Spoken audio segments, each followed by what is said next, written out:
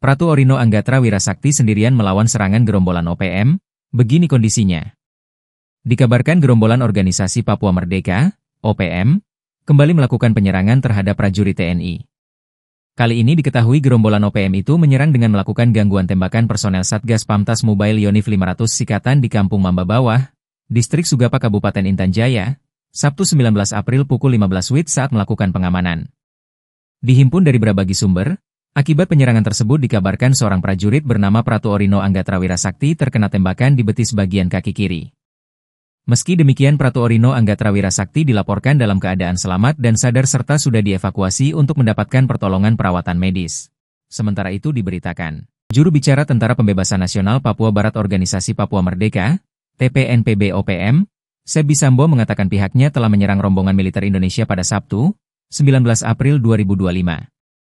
Dalam penyerangan itu, Sebbi mengklaim telah jatuh korban dari pihak militer Indonesia. Menurut Sebbi, penyerangan itu terjadi pada Sabtu lalu sekitar pukul 15 WIB. Mereka menyerang sebuah mobil teknis di pertengahan Kampung Mamba dan Titigi, Distrik Sugapa, Kabupaten Irian Jaya, Provinsi Papua Tengah. Akibatnya, mobil tersebut mengalami kerusakan. Dalam keterangan resminya, Sebbi Sambo menegaskan TPNPB OPM siap menggelar perang melawan aparat Indonesia secara bergerilya. Senjata lawan senjata, kata dia. Ia pun meminta tidak ada serangan udara menggunakan helikopter militer atau drone yang dilengkapi dengan bom. Kesiapan itu merespon kedatangan tambahan pasukan militer ke Papua. Dalam keterangan Sebbi, sebelumnya mereka klaim pemerintah Indonesia mengirim 30 pasukan militer ke Papua. Mereka pun menyatakan kesiapannya untuk perang.